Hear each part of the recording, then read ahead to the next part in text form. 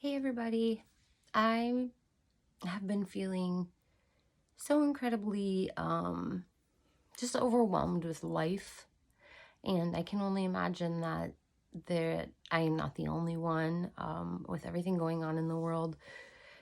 How can you not feel a little bit overwhelmed? And so I'm just wanting to kind of put out a platform for myself in terms of like possibly building some sort of community online. So obviously with the pandemic, we were quarantined for a long time. And people were out of work. We're all just kind of struggling. But during the pandemic, I made a lot of life changes, and although I think that they were good changes, they were in alignment with where I'm headed, they're still really hard. And the one in particular is the loneliness. I had ended a really important friendship to me, or we had mutually agreed to end it because it had become really toxic for both of us. And this was somebody that I knew since I was 5 years old, and was really the only person in the area that I know.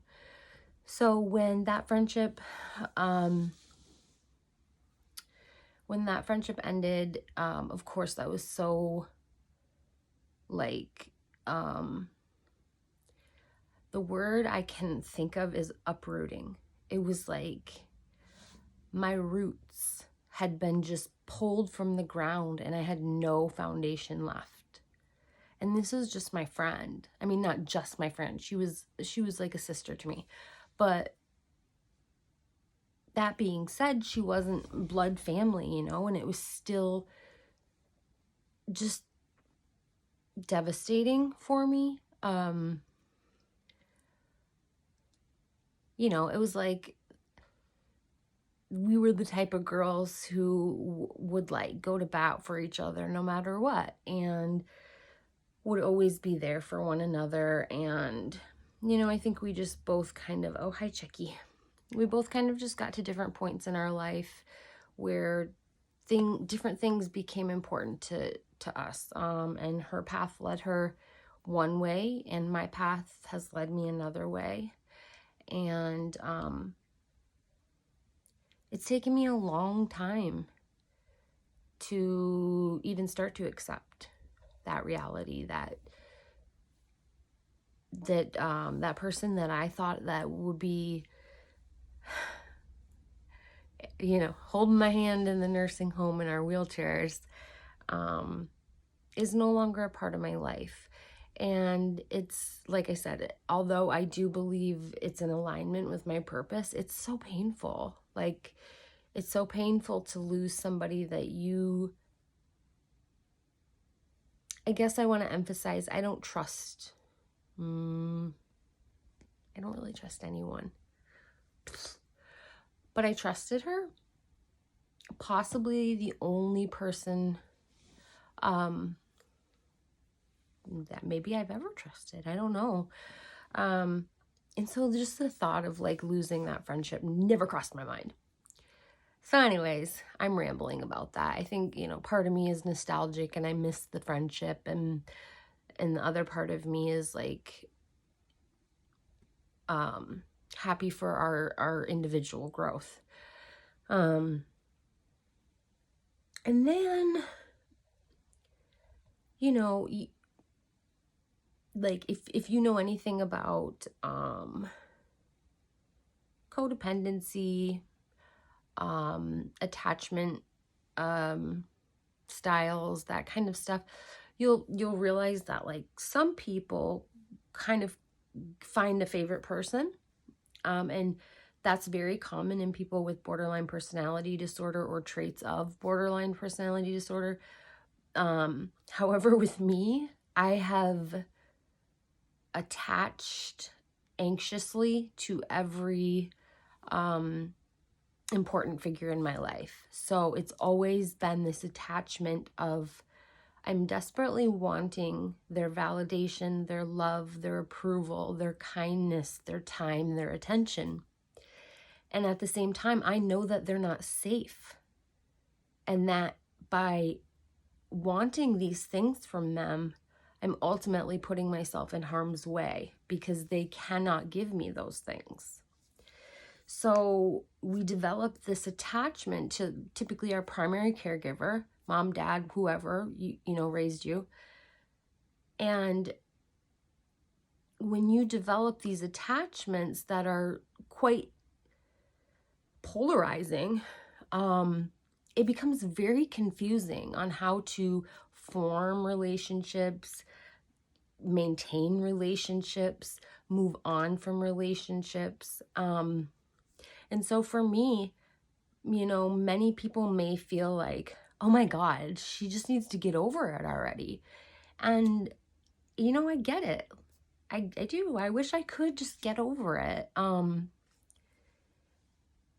But I'm a person who, not only did I have, this attachment style, this anxious, ambivalent attachment style with my primary caregivers, I then found it in my ex-husband.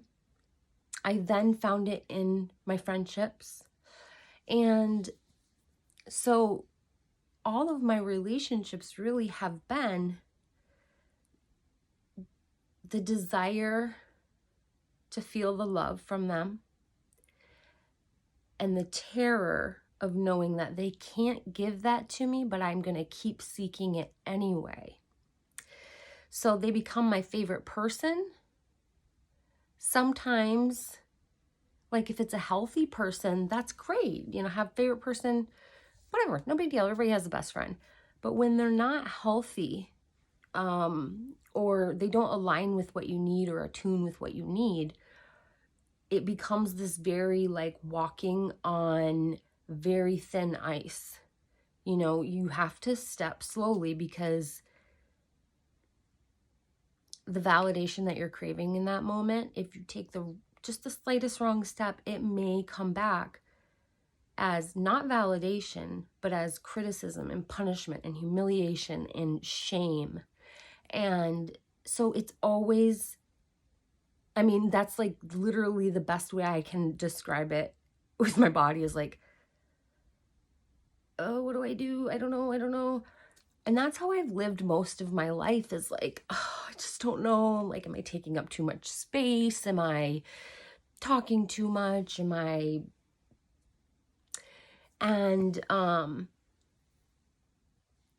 that is no fault of my, no, I take that back. It is their fault kind of, but I don't like place anger on my parents. I don't want to say I don't blame them, because yeah, they were the primary people who developed my attachment styles, right? And so it gets hard when you get to be an adult and you're still living these unhealthy attachment relationships with significant other, family, friends, coworkers, whatever. That's when it becomes apparent that this is it's almost like a push-pull dynamic. So now that, I'm 35 and I'm just now learning this, you guys. So no matter how old you are, you're never going to have it figured out. None of us are. Like, there is no end to this. We just keep on rolling. So I have realized that as an adult now who formed these anxious, ambivalent attachments, which I think they also call it anxious avoidant, I believe. Anxious avoidant attachment. If you want to look that up, it's I can never pronounce her name right. The lady that came up with the different attachment styles. But but it's very interesting. I mean, it can tell you a lot about yourself. It can tell you a lot about how your personality developed, your relationship with your primary caregivers, what was lacking, what was fulfilled, all sorts of things. And so, as I was saying, when you grow up and you still are living in that anxious, ambivalent attachment style, you'll tend to, maybe not everybody, but you'll tend to use that attachment style with people that are really important to you, because that's what your primary caregiver was. And you'll start to see the fallout of that, the confusion, the arguing, the what almost can feel like gaslighting or self-gaslighting. It just typically leads to really toxic and roller coaster type relationships, because again, I'm wanting to get this from you that I'm deeply needing as a human being, as we all do, and yet I know you're going to hurt me. So it becomes just very push-pull, which can then make, my behavior a little bit embarrassing, because on top of all of that, with like my trauma from childhood and into adulthood and into like a couple of years ago, I lost my train of thought. So on top of the attachment styles and then the trauma of being hurt by 95% of the people that I have loved and admired, I don't have a whole lot of trust for people, and I do my best. I try to give people the benefit of the doubt. But when push comes to shove, I don't trust you. And that creates a whole fun relationship. How can you get into a relationship when you know you don't trust people? You won't. It's not even that I can't trust people, because I can. I won't. So I go into it like that. And then say in this relationship, my partner has, makes some poor choices and creates a lot of conflict in our relationship because of his own A, B, C, D, E, Now we're at this second level of where I already didn't trust this person because I don't trust anybody, but now they've betrayed my trust. So now they've proven me right that I can't trust them, but the longing for their love and validation and acceptance and just belonging somewhere keeps pulling me back. So I was in a relationship that was so clearly dangerous.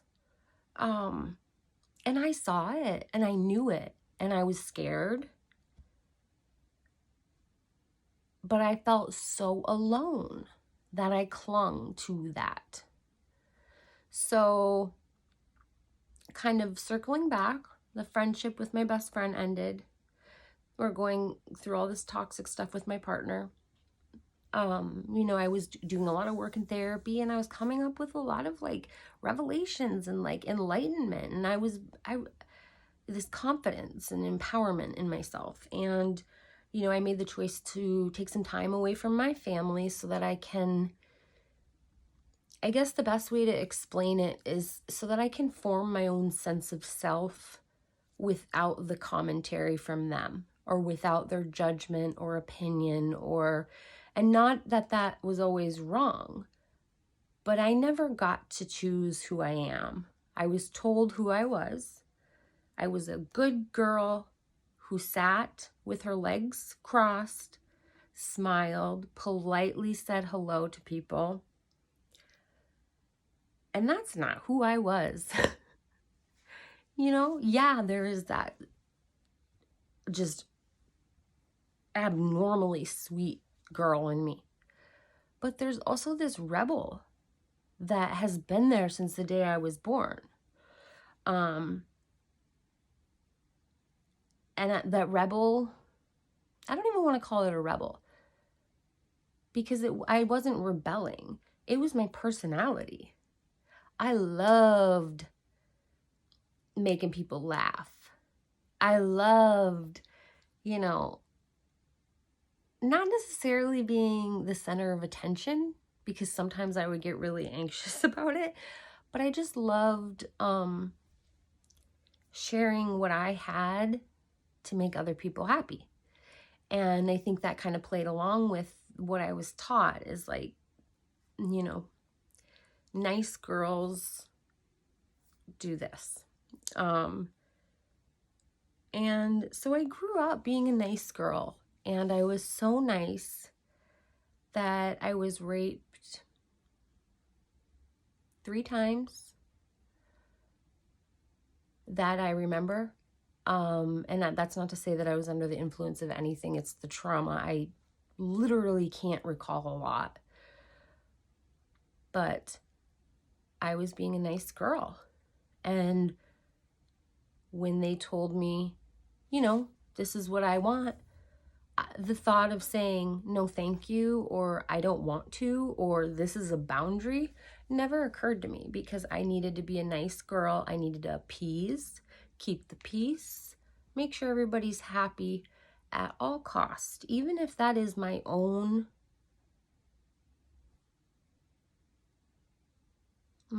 sanity and my own sense of self.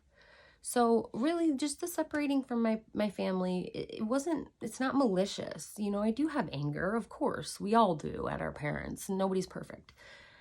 But my separation from them is more like I'm wanting to learn about myself and what I really enjoy and what I really am passionate about and what I'm good at, and, you know, what my actual qualities are. Because I remember like being younger and telling my mom, I don't have any talents. The only talent I have is like that I'm a nice person, you know? And that like really stuck with me. I hated feeling like that. I hated feeling like I didn't have a purpose other than to just be this martyr almost. So, you know, as it goes in toxic family systems, when somebody tries to break away from the system, the family, you know, that oftentimes doesn't go so well. I'm really grateful that my mother has been tremendously supportive in that decision of mine. It's been really hard on her, which in turn, you know, is really hard on me. I still struggle with feeling guilt, even though it's not justified. I'm 35 and I'm wanting to live my own life, and I'm wanting to make my own choices, and I'm wanting to be independent and not feel this enmeshment with my family. And I'm grateful that she, although may not understand, she's respecting it. My brother as well, you know, we still speak occasionally. Things feel a little weird. I'll kind of back off for a little bit. But what speaks volumes to me is that when I decided to let them know that I needed to separate from them, you know, my mom expressed her sadness, of course, and that she would respect my wishes. But my dad never responded. And that really does not surprise me.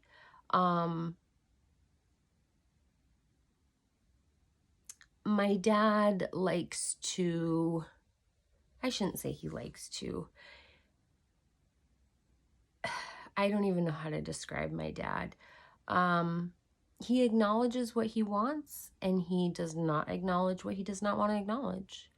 And if there is a moment in time when he believes that the grass is blue and the sky is green, you damn well better believe it, because he's not letting that go.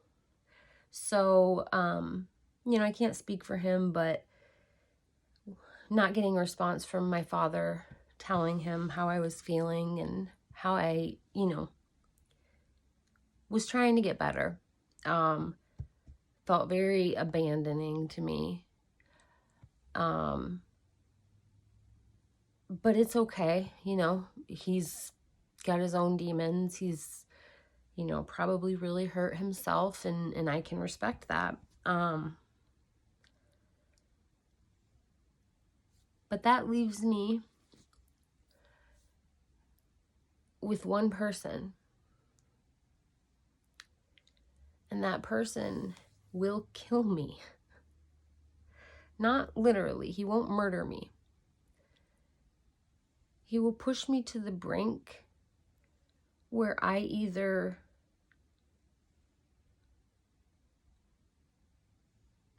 I can't say.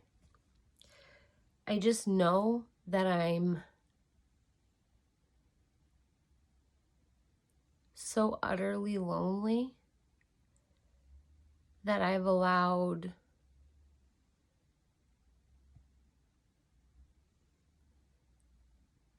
people to treat me like garbage because I was so lonely. And in this pandemic, I think we're all feeling a little bit lonely. So my hope is that somehow, I don't know this, like, I don't know how these group things work. I would love nothing more than for some of us who, you know, I know, Declan, you're always checking out the videos. I would love for us to somehow maybe come up with like a thread, a chat group, whatever, you know, people do these days. I don't really know much about it. But I know that it is imperative for human survival to have connection. Without connection, we die. We die from the inside out. And I do believe that I'm there. I'm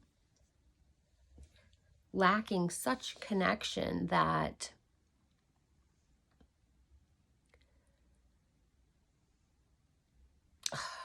I don't know. I just got disappointed with where I took this video because I was trying to stay positive, and then I just noticed this, like, whatever. Anyways, if you guys have any suggestions on how we could do that, if it's like, I don't know, is there some sort of app where you join and there used to be like Yahoo Chat and you could join rooms and stuff. I don't know. If you guys have any suggestions, I'd love, love, love to know. So that's about it for today. I have so much to talk about. I just don't really know what anybody's interested in. And I also, maybe I ramble. So feel free to give kind, gentle, constructive criticism. Okay, I am sensitive. But